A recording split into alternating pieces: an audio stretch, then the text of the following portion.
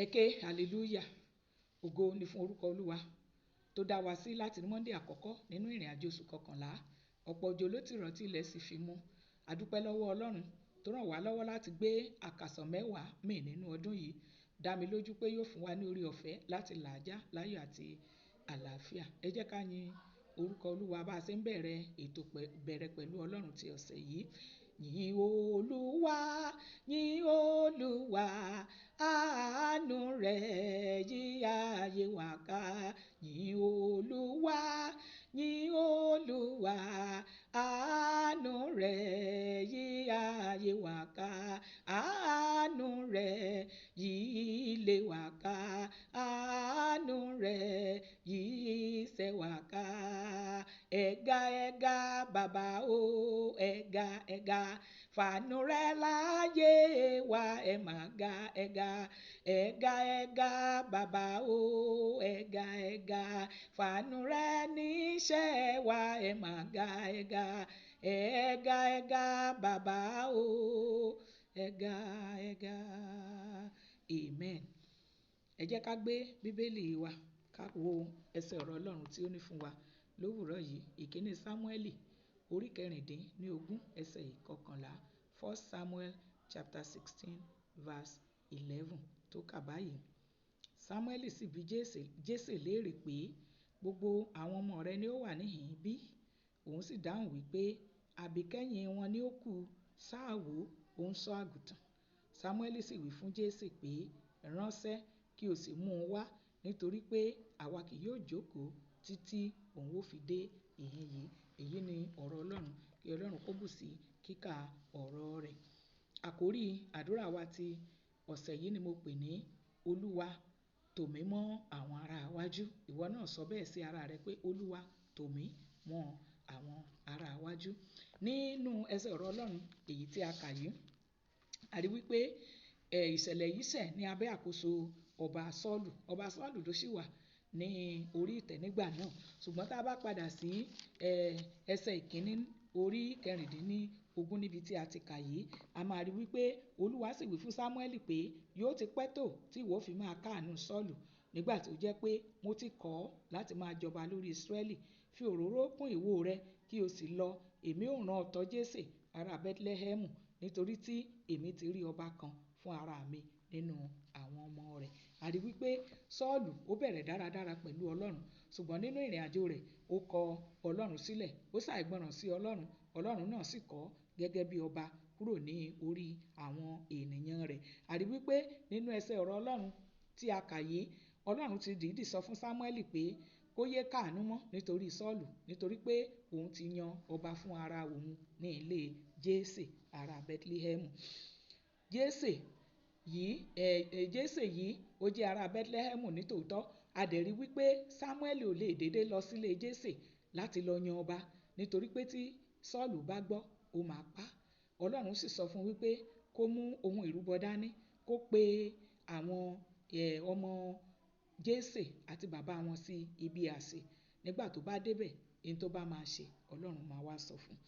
A rí wípé èyí náà ló mú kí Sámúẹ́lì kó wá ìdílé Jésè rí, ó sì pè wọ́n síbi àsè. Wọ́n ya ara wọn sí mímọ́, ṣùgbọ́n ẹ rántí àwọn 7 péré ni àwọn ọmọ tó wà nílé. Dáfídì tó jẹ́ àbíkẹ́yìn ó wà ní pápá lẹ́yìn àgùntàn. A rí wípé nígbà tí wọ́n dé ibi àsè, ẹ̀yin náà wò àsè tó jẹ́ pé torí Dáfídì gangan ni Ọlọ́run ṣe ní kàn sí àsè. Gbogbo pọ̀pọ̀ ṣìnṣìn tó wà ńbẹ̀ kò tẹ̀ sẹ́ni tó rántí wípé Dáfídì wà níbì kan. Bó tiẹ̀ jẹ́ pé kó kàn tiẹ̀ wá jẹun gan ni, wọn ò rántí rẹ̀. Mo gbàdúrà fún ẹnìkan wípé níbikíbi tí a ti gbàgbé rẹ láti ṣe lóore lórúkọ Jésù Kristi ti Násárẹ́tì, Ọlọ́run yóò fohùn rere wá ọ rí. Gbogbo ibi tá a ti kọ̀ sílẹ̀ tí àwọn ènìyàn ò kà ọ́ sí, níbi tí o ti já sẹ́yìn nínú àwọn ẹbí rẹ tàbí nínú ìran rẹ tàbí níbi iṣẹ́ rẹ, lórúkọ Jésù ọwọ́ agbára Ọlọ́run yóò tù ọ́ síwájú. A rí pé nígbà tí Eliabu kọjá níwájú Sámúẹ́lì, Ọlọ́run ò yàn. Abinadabu kọjá, Ọlọ́run ò yàn. Sámà tún kọjá, Ọlọ́run ò yàn. Nítorí pé ènìyàn ló máa ń wo ojú, ọkàn ni Ọlọ́run máa ń wò. Nígbà tí àwọn ọmọ Jésè méjèèje tí wọ́n ti yára wọn sí mímọ́ tí wọ́n wà nílé tán ti kọjá tán níwájú wòlíì, a rí wípé Ọlọ́run ò yàn kankan níbẹ̀. Ìyẹn ló wá gbé wa lọ sí ibi tí a ti wá ka ẹsẹ̀ ọ̀rọ̀ Ọlọ́run tòní ní orí 16 ẹsẹ̀ 11 yẹn. Ó ní Sámúẹ́lì sì bi Jésè léèrè pé gbogbo àwọn ọmọ rẹ ni ó wà níhìn bí? Òun sì dáhùn wípé àbí kẹ́yìn wọn ni ó kù, sáà wò ó ń ṣọ́ àgùntàn. Sámúẹ́lì sì wí fún Jésè pé ránṣẹ́ kí o sì mú wá, nítorí pé àwa kì yóò jókòó títí òun ó fi dé ìhín yìí. Lórúkọ Jésù mo kéde, mo pàṣẹ níbi tí a ti gbàgbé rẹ, níbi tí a ti kọ̀ sílẹ̀, lórúkọ Jésù Kristi ti Násárẹ́tì, àwọn ènìyàn yóò dìde dúró fún ìṣelógo rẹ. Mo ní nínú ìrìn àjò ọ̀sẹ̀ náà ni o, àwọn ènìyàn yóò dìde dúró fún ìṣelógo rẹ. Ẹ̀rí bẹ́ẹ̀ yẹn, àbí kẹ́yìn ẹni tó jẹ́ ọba lọ́la, ẹni tí Ọlọ́run ti wá fún ara rẹ̀, ẹni bí ọkàn Ọlọ́run tí Ọlọ́run ti wá fún ara rẹ̀ láti jọba lórí àwọn ènìyàn rẹ̀, ó ń bẹ ní pápá.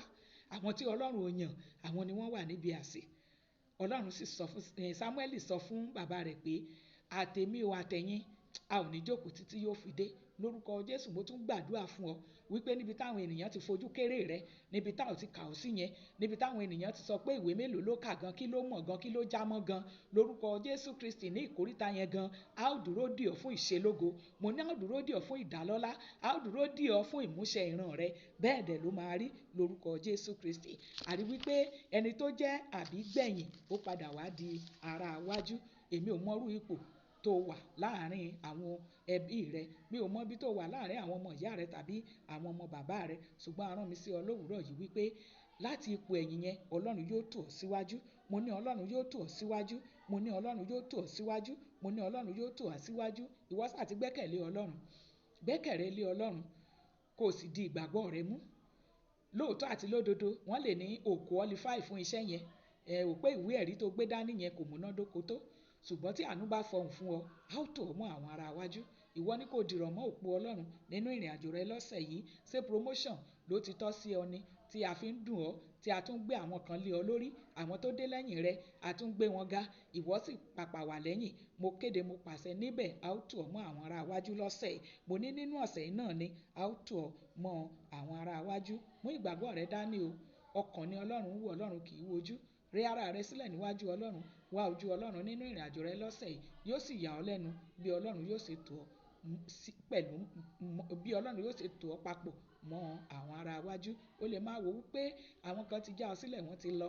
Ṣùgbọ́n mo kà nínú ọ̀rọ̀ Ọlọ́run pé ọwọ́ Ọlọ́run bà lé Èlíjà, ó di àmùrè ẹ̀gbẹ́ rẹ̀, ó sì sáré kọjá Áhábù dé Jesreeli nínú ìkíní àwọn ọba orí 18 ẹsẹ̀ 46 yẹn ni. Bí Olúwa ti ń bẹ tí ẹ̀mí rẹ̀ sì ń bẹ láàyè, gbogbo àwọn tó ti ń wò wípé wọ́n ti já ọ sílẹ̀ tí wọ́n ti ré kọjá rẹ̀, lórúkọ Jésù Kristi Ọlọ́run yóò tò ọ́ síwájú wọn.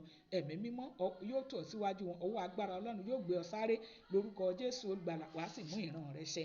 Bẹ́ẹ̀ ló máa rí.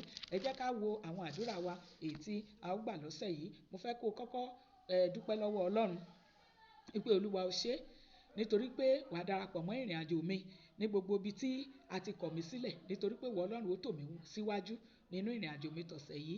Ẹ jẹ́ a dúpẹ́ dáadáa lọ́wọ́ Ọlọ́run wípé yóò darapọ̀ mọ́ wa, yóò sì tò wá mọ́ àwọn ará iwájú. Àdúrà kejì, ẹ jẹ́ a gbàdúrà ká sọ fún Olúwa ẹ̀ṣẹ̀ wo ló wà lọ́wọ́ mi èyí tí ò ní jẹ́ kí n lè bá àwọn ará iwájú jókòó papọ̀. Ọlọ́run jàre, gbà kúrò ní ọwọ́ mi, gba ẹ̀ṣẹ̀ náà kúrò lọ́wọ́ mi, kó dá mi láre lónìí. Ẹ̀kẹta, a sọ fún Ọlọ́run, Olúwa àga tó wù mí mọ̀ wà lókè o. Bàbá rẹ́nikẹ́ni èyí tó jókòó sórí àga èyí tó tọ́ sí mi, Ọlọ́run mọ̀ já bọ́ kúrò ńbẹ̀, kó fà mí sókè.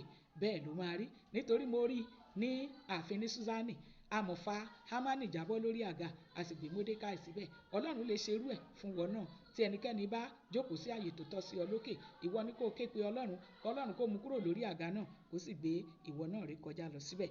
Wà wá tún gba àdúrà tó tẹ̀lé. Wà ní Olúwa, níbi tí a ti kọ̀ mí sílẹ̀, níbi tí a ti fojú kéré mi, níbi tí àwọn ènìyàn ò ti kà mí sí, níbi tí sàtífíkẹ́ẹ̀tì tí mo gbé dání gan ò ti múnádóko, Ọlọ́run jàre, Olúwa jẹ́ káwọn ènìyàn dúró dè mí fún ìṣelógo níbẹ̀. Tó bá jẹ́ lóòótọ́ àti lódodo la gbé Dáfídì kúrò lẹ́yìn àgùntàn tí àwọn ènìyàn sì dúró dè nílé, Olúwa jẹ́ káwọn ènìyàn dúró dè mí fún ìṣelógo mi ní gbogbo ibikíbi tí a ti kọ̀ sílẹ̀. Ẹ jẹ́ ká tún gbàdúrà míì ká sọ fún Ọlọ́run àánú tó ṣàwárí Dáfídì lẹ́yìn àgùntàn. Olúwa jàre bí mo ti ń lọ nínú ìrìn àjò mi lọ́sẹ̀ yìí, lóṣù yìí, lọ́dún yìí. Olúwa jẹ́ kí àánú náà ó ṣàwárí mi láti tò mí mọ́ àwọn tó ti ga, láti tò mí mọ́ àwọn ènìyàn tó ní kìmí láàrin àwùjọ. Olúwa jẹ́ kí àánú náà kó ṣàwárí mi, kó sì tò mí síwájú. Wà tún wá gbàdúrà mi. Wà wípé Olúwa jẹ́ kí àwọn ènìyàn fàyè gbà mí ní gbogbo ibikíbi tí mo bá dé. Fàyè gba ohun rere nínú ayé mi. Jẹ́ kí àwọn ènìyàn ó sì fàyè gbà mí ní gbogbo ibikíbi tí mo bá dé lọ́sẹ̀ yìí. Wà wá sọ fún Olúwa, Olúwa jẹ́ kí àwọn ènìyàn ó dìde dúró fún mi, fún ìṣelógo ni, fún ìgbéga ni, fún ìtẹ̀síwájú ni, fún ìmúṣẹ ìran mi. Olúwa jẹ́ kí àwọn ènìyàn ó dúró de èmi náà. Wà wá gbàdúrà tó kẹ́yìn pé Olúwa ó ṣe nítorí pé o ti gbọ́ igbe àti ẹ̀bẹ̀ mi. Jẹ́ kí n gbàdúrà fún ọ. Òní níbi tí a ti kọ̀ mí, a ó tún mi pè. Níbi tí a ti kọ̀ mí, a ó tún mi pè kí n wá jọba. Mo kéde, mo pàṣẹ, gbogbo ibikíbi tá a ti kọ̀ sílẹ̀ lórúkọ Jésù, a ó tún ọ pè níbẹ̀ fún ìṣelógo, fún ìgbéga, fún ìtẹ̀síwájú. Bẹ́ẹ̀ ló máa rí. Iye ènìyàn tí a ti kọ̀ sílẹ̀ tí ayé wọn náà wà lójú kan, tí àwọn ènìyàn ti já wọn sílẹ̀, tí wọ́n ti rìn jìnnà, lórúkọ Jésù ọwọ́ agbára Ọlọ́run yóò tù ọ́ síwájú. Àánú Ọlọ́run yóò tù ọ́ síwájú o. Wà á bá àwọn ará iwájú pé tá a bá rí àyè tó tọ́ sí ọ lókè tí àwọn kan ti jókòó sí, ọwọ́ agbára Ọlọ́run yóò já wọn bọ́. Ọwọ́ agbára Ọlọ́run yóò sì gbé ọ lọ síbẹ̀. A ó fìdí rẹ kalẹ̀ níbi àyè ńlá. Wà á sì ní ẹ̀rí. Ìran rẹ yóò wá sí ìmúṣẹ o. Bẹ́ẹ̀ ló máa rí. O ò ní dẹni ìtẹ̀mọ́lẹ̀. Wà á di ẹni gbígbéga. Ìrìn àjò oṣù yìí yóò rọ̀ Ọlọ́run láti rìn. Ọlọ́run á fún gbogbo rọ̀ Ọlọ́run nínú ìrìn àjò yìí. Níbi gbogbo tó o bá dé, àánú á fọhùn fún ọ. Ojú rere á fọhùn fún ọ. Àwọn ènìyàn á dìde dúró fún ọ, fún ìṣelógo àti fún ìgbéga. Bẹ́ẹ̀ ló máa rí. Ẹ̀jẹ̀ Jésù Kristi ti ṣèdìdí rẹ̀. Ọlọ́run kó gbọ́ àdúrà wa. Jésù Kristi, Olúwa àti olùgbàlà wa. Àmín, àmín, àmín lórúkọ Jésù.